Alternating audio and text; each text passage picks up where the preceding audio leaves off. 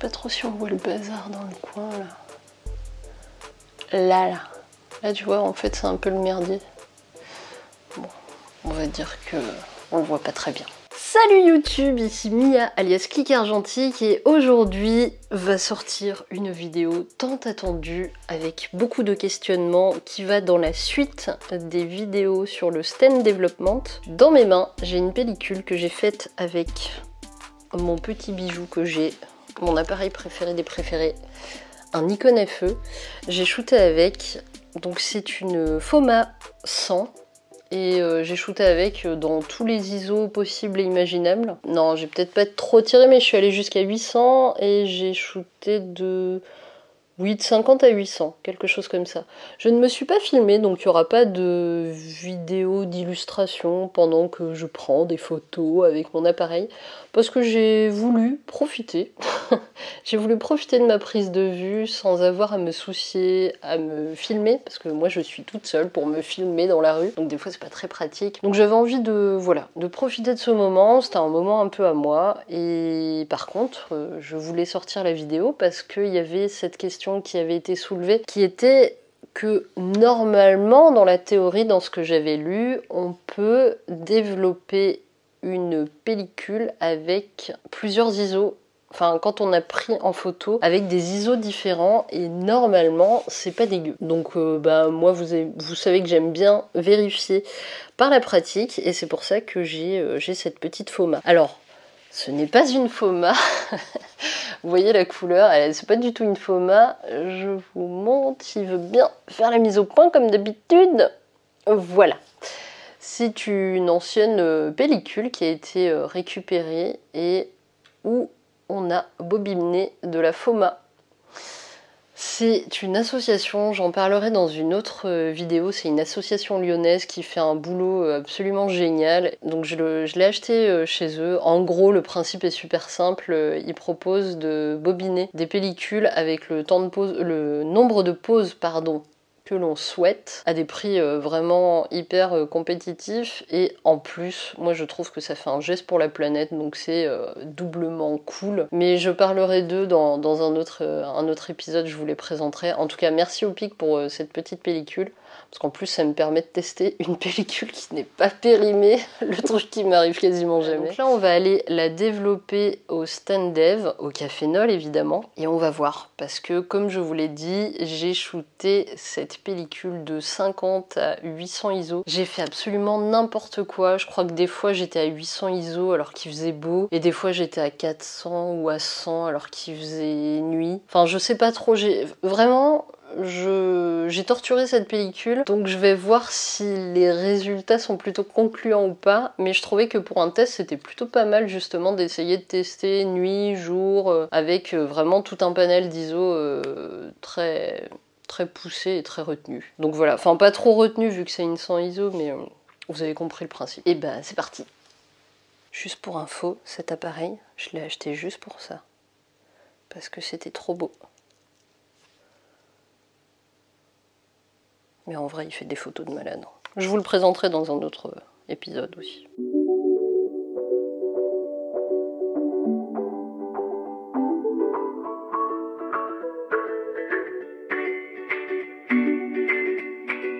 Ah oui, pour pas foirer ce test, justement, je vais refaire du Cafénol 9, du stand dev, enfin la recette stand dev neuve. Comme ça, on sera sûr que c'est bien. Mais de toute façon, la recette, sachez-le d'ailleurs, la recette du Cafénol en stand dev, elle se conserve pas vraiment. Donc voilà, moi j'ai eu des mauvaises surprises, donc ne conservez pas cette recette-là ou pas plus de 2-3 jours. Hein. Vraiment, 3 jours c'est le grand max. Voilà, sachez-le.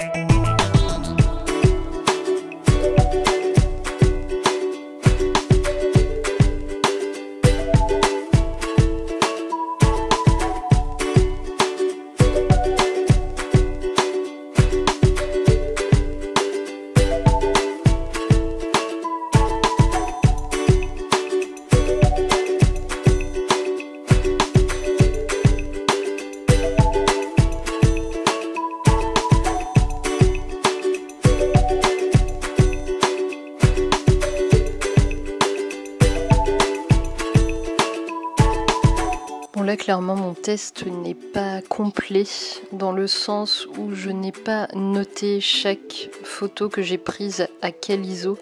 Du coup, on ne peut pas vraiment savoir quels ISO ont été utilisés pour chaque négatif, ce qui est un petit peu dommage. Voilà, je m'autocritique sur ma propre vidéo, mais c'est important de le dire.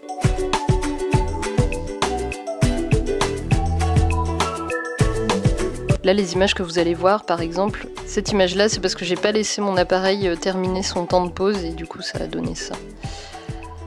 Pour les autres images, je peux vraiment pas vous dire à quel ISO j'étais, mais après, on peut à peu près s'en rendre compte en fonction de la finesse du grain. Mais ça reste très approximatif, donc la prochaine fois que je ferai un test, j'essaierai de pas faire cette bêtise-là et de vous noter et notifier chaque photo à quel ISO je prends.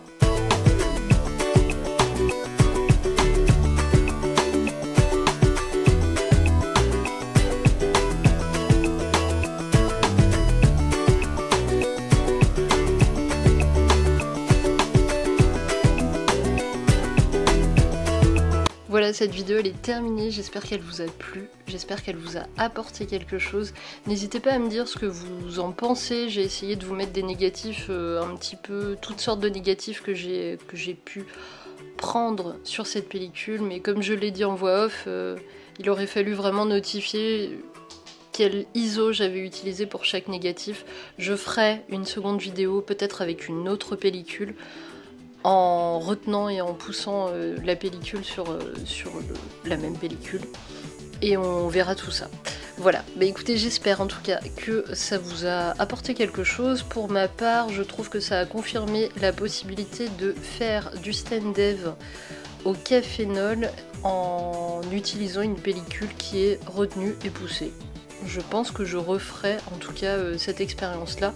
C'est pas trop dégueu, faut peut-être pas autant pousser, parce que là je l'ai poussé de 3 stops. Ouais, 100, 200, 400, 800.